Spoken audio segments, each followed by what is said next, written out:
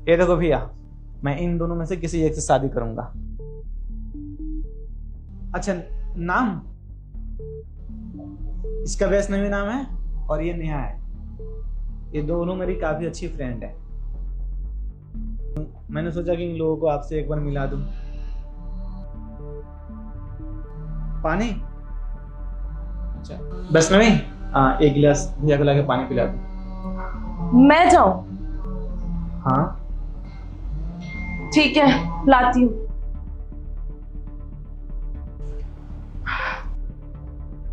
अरे वैष्णवी, भैया अपने हाथ से पी नहीं सकते हैं। भैया पैरालाइज है ना, तो तुम्हें खुद पिलाना पड़ेगा।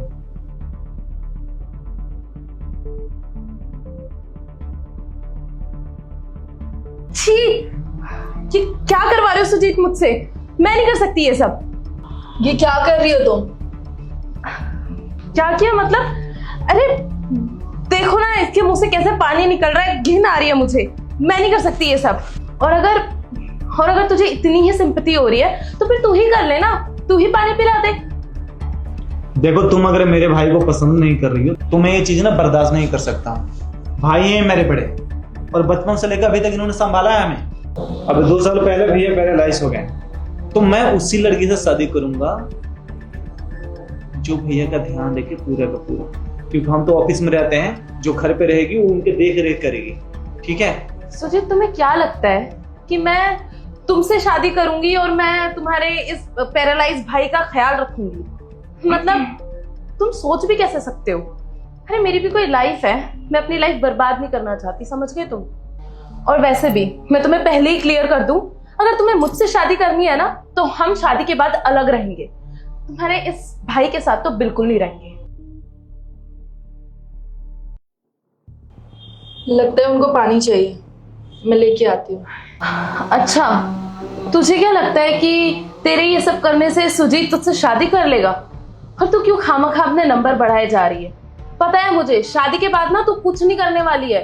ये जो अभी ड्रामे कर रही है ना, ये सिर्फ इसी वक्त के लिए है, ताकि सुजीत की नजरों में तू अच्छी बन जाए और सुजीत तुझसे शादी कर ले। लेकिन ये नाटक ना तेरा सब जानती हूँ मैं। देखो, ये मैं किसी अपने मतलब से नहीं कर रही हूँ, और ना ही मुझे सुजीत से शादी करने की वजह से मैं ये कर रही हूँ। एक मामूली इंसान हूं मैं, और एक इंसानियत के नाते एक इंसान की मदद कर ही सकती हो। तुमने इनके साथ ऐसे क्यों किया पता नहीं, कल को तुम सोचो अगर तुम्हारे साथ ऐसा हो जाए और लोग तुम्हारे साथ ऐसे बिहेव करे तो तुमको अच्छा लगेगा क्या?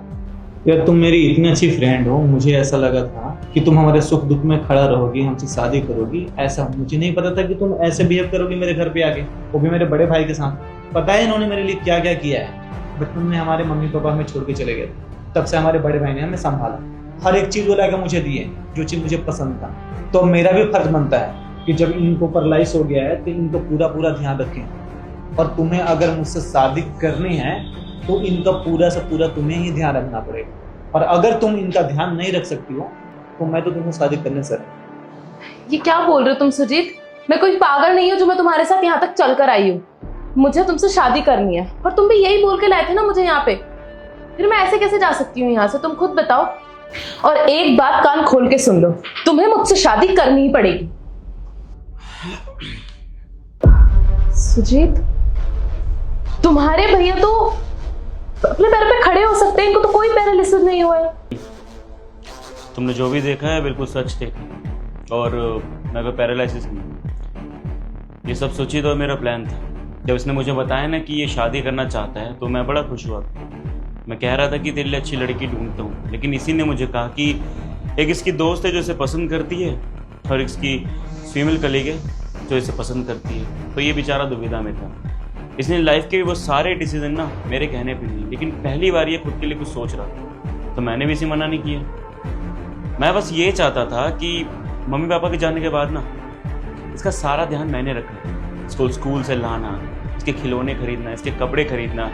इतनी बड़ी कंपनी में ये काम भी करता है ना, तो सबसे पहले आके मुझसे पूछता है ये इतना प्यार करता है मुझसे, तो अपने छोटे भाई से मैं उतना ही प्यार करता हूँ। जब मैंने ये सोचा कि ये शादी कर लेगा और हमारे भाई के बीच में कोई दीवार ना खड़ी हो जाए, इसी वजह से इसके सामने मैंने एक शर्त रखी कि तू शादी तो कर, और तू भले ही अपनी मर्जी से कर, लेकिन एक टेस्ट लेने दे मुझे। अगर तू दोनों में कंफ्यूज हो रहा है तो एक टेस्ट लूँगा मैं, और उसमें से जो भी जीता ना तो उससे शादी कर लियो। तो मैडम ये सब ना एक छोटा सा टेस्ट था जो कि मैंने आप दोनों के लिए लिया था, और अच्छे से दिखा मुझे कि कौन इसमें पास हुआ है कौन फेल।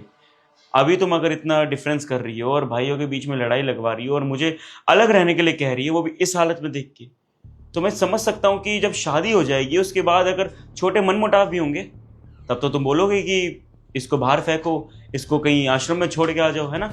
यानी कि सुजीत और मेरा जो बचपन का प्यार है वो सब खत्म। देखिए भैया, मुझे लगता है ना कि आप गलत समझ रहे हैं। मैं तो बस ऐसे ही थोड़ा सा बोल गई जाने अनजाने में, लेकिन मेरा मतलब वो नहीं था।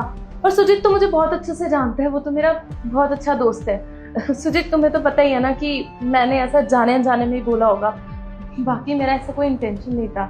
अब प्लीज आप दोनों बुरा मत मानिए मेरी बात का। मैं बुरा नहीं मान रहा हूँ, पर भैया जो फैसला लेंगे वही मैं करूँगा। देख सुजीत, मैं बस इतना ही चाहता हूँ कि तू अपने मन से फैसला ले। बस हाँ, तू ना ट्रांसपेरेंसी रहे कि कौन सही है और कौन नहीं।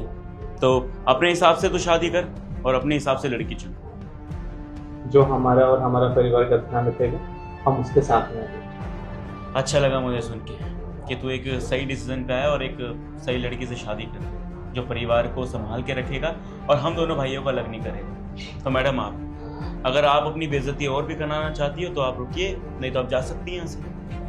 सुजीत, तुमने मुझे मेरी इंसल्ट कराने के लिए बुलाया था क्या यहाँ पर? मैं यहाँ पे आई थी कि मैं तुमसे शादी करूंगी, और ये तुम्हारे भैया क्या बोले जा रहे हैं मुझे? मेरी बात सुनो, मैं तुमसे शादी करके ही जाऊंगी। तुम जाओगी या कुछ चाहती हो? सामने दरवाजा है, निकलो यहाँ से। मुझे तुमसे शादी नहीं करनी है, ठीक है? कि तुम ठीक नहीं कर रहे हो सुजीत।